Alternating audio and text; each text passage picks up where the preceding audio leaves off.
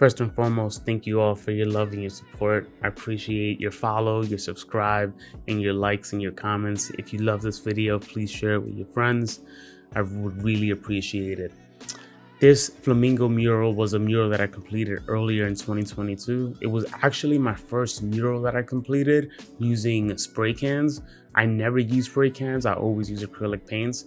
But this was something that I wanted to do and learn because I really want to start doing murals. And I know that using acrylic paints when doing murals is going to take forever. So spray cans can truly reduce the amount of time that it takes to complete this mural.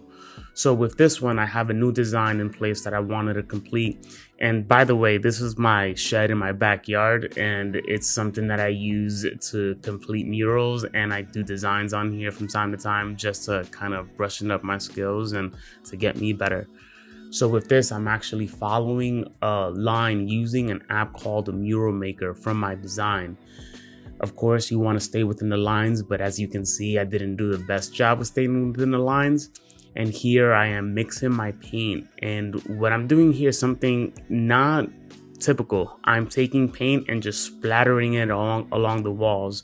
So in my design, I had paint splatters all along my mural. So I wanted to do the same thing here. And with this, I'm using a sponge to make this yellow stripe. And it's something that I used earlier in 2022 for one of my other paintings. And it turned out to look so good. So I kind of wanted to try it on a mural to see how the effect would look with a sponge. And as you can see, those little ridges between the shed walls make it so difficult to try to get the paint in there, but you got to do the best you can. So I started using my fingers and my hands as best as possible to make it look the way I wanted it to look. And then we got to the fun part and where I can get to spray paint my design. And here I am just spray painting away, just learning as I go. So like I said, this is my second mural in using spray cans. I am not well versed with using spray cans. So if you ever had the inclination of wanting to use spray cans, if I can do it, you can do it too. All it takes is a little bit of practice and a little bit of persistence and resilience, because you're gonna get frustrated. But once you figure out that trigger finger, and once you figure out how your technique is and what you want to do, you get the hang of it pretty well. So don't get too frustrated when using spray cans. Just know that it's a learning curve and it's a process. And once you figure it out, things become a lot easier in techniques. If I were you guys, if you're really interested in learning spray can, I will put out a video in art tips sometime soon. But just look at other videos on YouTube, and I'm pretty sure you can find something out there that can help you in the meantime. But as I'm going here, I'm just going through the process of, trying to keep the paint in line, making sure that there's no drips. Of course, there are going to be a lot of drips, especially when you're first starting out. But don't let that get to you. You can paint over that with whatever paints you have. So that's the best thing about painting murals or painting anything. You can paint over it and you can fix it. So don't get too frustrated with yourself if things are not turning out just the way you wanted to.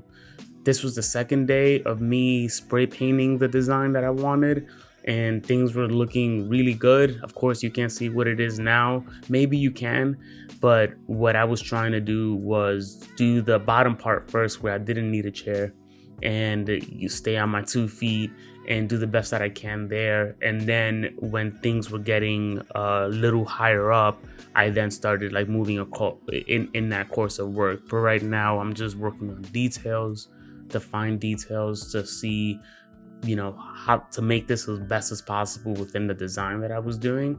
And you're constantly looking at your design to make sure that you're staying within focus in how you're doing with your shading. So right now I'm using a stool. I do not recommend this whatsoever. I think I fell 2 or 3 times. So I do not recommend using a stool, especially on river rocks, and get a ladder or something more stable.